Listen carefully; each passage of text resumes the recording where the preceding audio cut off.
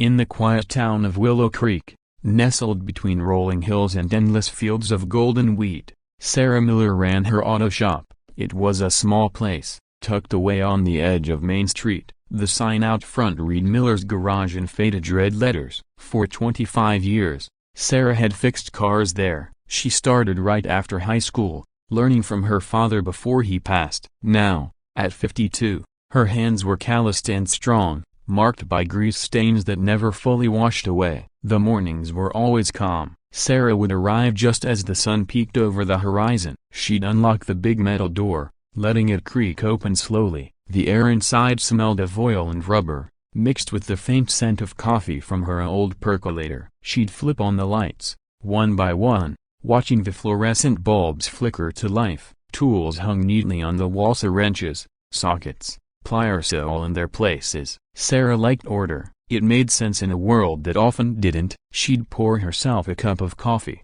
black and strong, and sit on a stool by the workbench. Outside, birds chirped softly. The town was waking up. Folks would wave as they drove by, heading to work or school. Sarah knew most of them by name. Mr. Jenkins with his rusty pickup, Mrs. Larson in her minivan that always needed new brakes.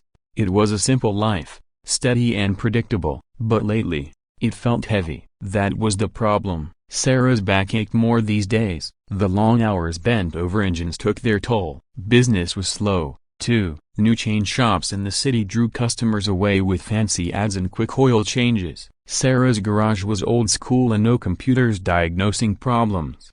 Just her experience and a good ear for what was wrong. Bills piled up on the desk in the corner. Rent for the shop, supplies, and her son, Tommy, off at college, needed help with tuition. She didn't complain. Sarah wasn't the type, but at night, alone in her small house, she'd wonder if this was all there was. 25 years of fixing what was broken, but who fixed her? One crisp autumn morning, the bell above the door jingled. Sarah looked up from under the hood of an old Ford. A man stepped in, tall and straight-backed, wearing a crisp suit that seemed out of place in Willow Creek. He had silver hair, cropped short, and a face lined with years of hard decisions. Behind him, a sleek black SUV idled outside, its engine purring smoothly. No visible problems, but Sarah could tell it was high-end, maybe government issue. "Morning," Sarah said, wiping her hands on the rag. She stood up slowly, feeling the twinge in her knees. "What can I do for you?"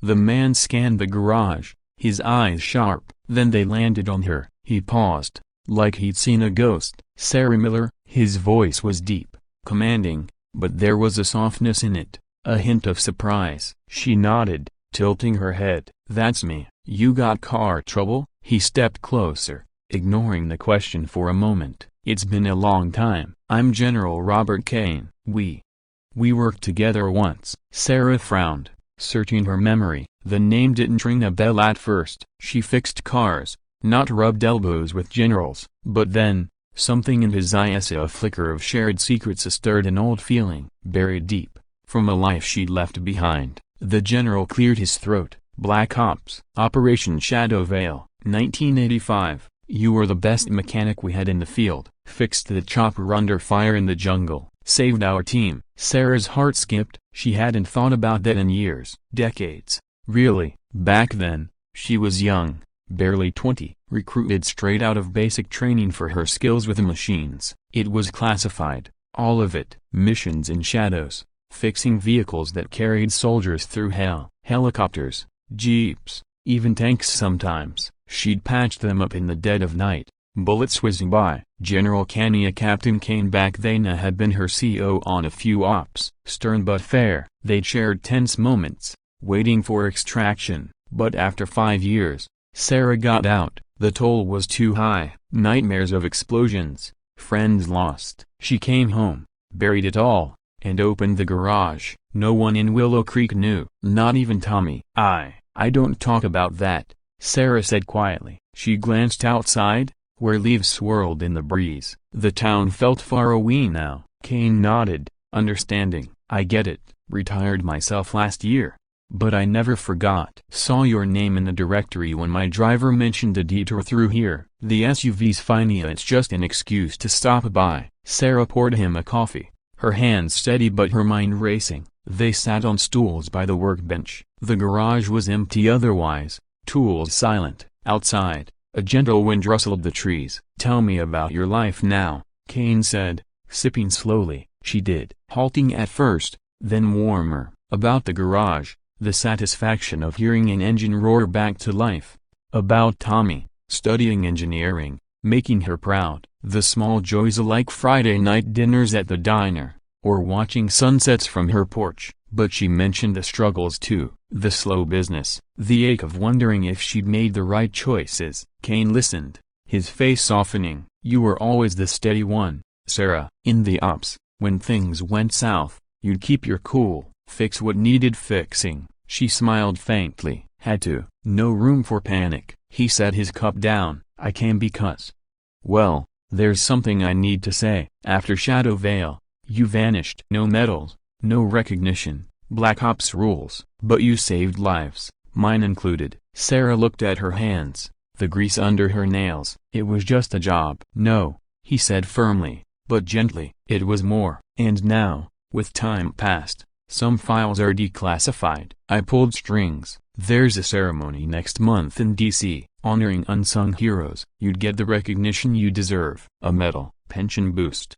too. It could help with the shop, or Tommy's school." The words hung in the air. Sarah felt a warmth spread, slow and unexpected. Not excitement, exactly. More like closure, a gentle twist in her story, pulling threads from the past into the present. But she hesitated. "I don't know, General. That life's behind me. Willow Creek's home." He leaned forward. "Call me Robert. And it's not about dragging you back. It's about acknowledging what you did, what you are." They talked more as the morning stretched. About old teammates, some gone, some scattered, laughter mixed with quiet pauses, remembering. The garage filled with a new kind of warmth, the sun filtering through dusty windows. By noon, Kane stood to leave. "Think about it, Sarah. I'll send details." She walked him out, the SUV gleaming in the light. As he opened the door, he turned. "You fixed more than cars back then. You fixed hope." Sarah watched him drive away, the black vehicle fading down the road. She stood there a while,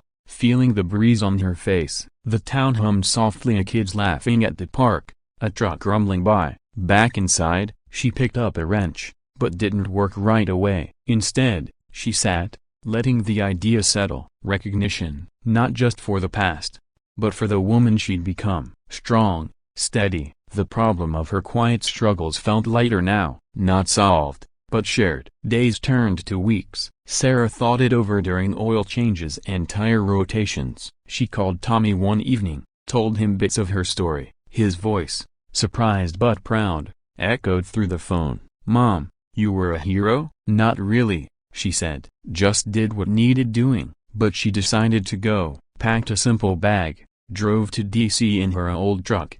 The ceremony was small, in a quiet hall. Kanye and Roberta stood beside her as they pinned the medal. Words were spoken: valor, sacrifice, service. Sarah felt tears prick her eyes, but they were good tears, grounded in reality, not drama. Back in Willow Creek, life continued, but changed, subtly. The medal hung in the garage, a quiet reminder. Business picked up, word spread.